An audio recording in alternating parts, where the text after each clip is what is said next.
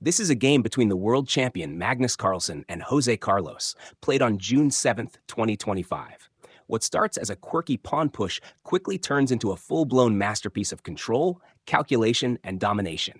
Let's dive into this move-by-move breakdown and see how Magnus slowly squeezed the life out of his opponent with elegance and ease. Magnus opens with an aggressive H-pawn thrust, a move that's rare and provocative. It immediately signals that this isn't going to be a textbook opening. He wants a fight. Black answers classically in the center, grabbing space with a central pawn, but Magnus follows up by advancing his queenside pawn to c4, setting the stage for flexible development and hinting at central tension. Black develops his knight to f6, supporting the center and eyeing control.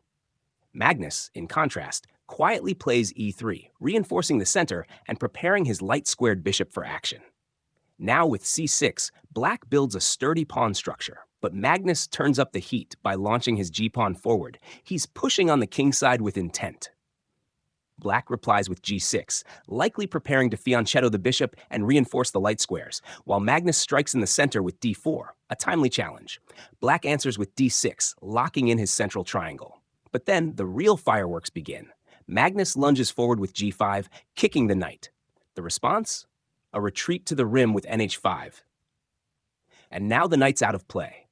Magnus captures in the center, simplifying with dxe5. Black recaptures, and the center is now open for business. Magnus immediately trades queens with qx d8 check. After the forced recapture with the king, we're into a queenless middle game, exactly where Magnus wants to be. He develops his knight to f3 with tempo. Black fianchettos the bishop to g7, but Magnus calmly continues with nc3, reinforcing d5 and keeping pressure in the center. Black tries to pin the knight with his bishop, but Magnus responds with b2, breaking the pin and getting ready to bring his king to safety manually. Now Black develops his other knight to d7. Magnus reroutes with nd2, possibly eyeing f1 to g3, a typical Carlsen maneuver, slow, quiet, but dangerous. Jose trades bishops, and Magnus recaptures with his king. The king might look exposed, but in a queenless position, it's actually quite safe and well placed for the endgame. Black tries to stir things up with h6. Magnus counters with a central knight leap to e4, dominating the board. Black captures on g5, opening the h-file, and Magnus's knight immediately retakes on g5, now planted on a dangerous outpost. Black's king advances to e7, aiming to centralize and support the center. In response, Magnus plays a quiet yet purposeful move, tucking his pawn back to b2. This unassuming adjustment opens lines for the bishop, giving it the flexibility to swing either queenside or kingside when the time is right. Sensing potential threats or perhaps rethinking the plan, Carlos slides his king back to e8, a defensive retreat that gives up the earlier ambition. Magnus now seizes the moment to reroute his knight to e4, reclaiming a strong outpost in the center. Black retreats his bishop to f8, playing passively, and Magnus places his own bishop on b2, controlling the long diagonal and pressuring both wings. Then comes a strike from Black. He pushes f5. But Magnus retreats his knight to g3, reinforcing central control while still hovering over key squares. Black develops his bishop to d6, trying to hold the center. Magnus responds by bringing his rook to d1, placing it squarely on the open file. Black's king shifts again, and Magnus continues with rook doubling, preparing to flood the d-file. Black tries to simplify by trading knights. Magnus recaptures with the f-pawn, opening up the f-file and maintaining pressure.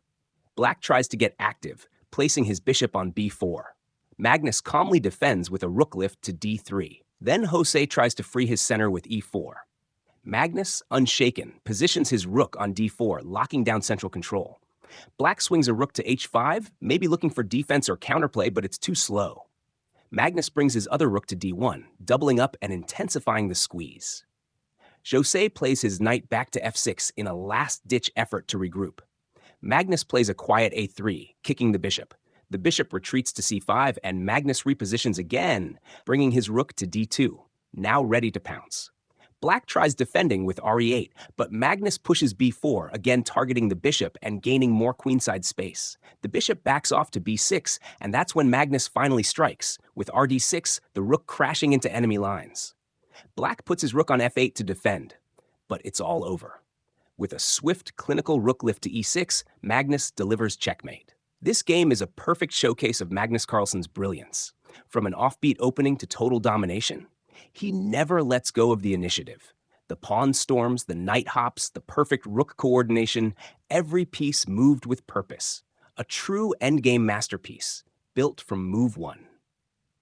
If you enjoyed this breakdown, make sure to subscribe for more high-level game analysis. And as always, keep playing sharp.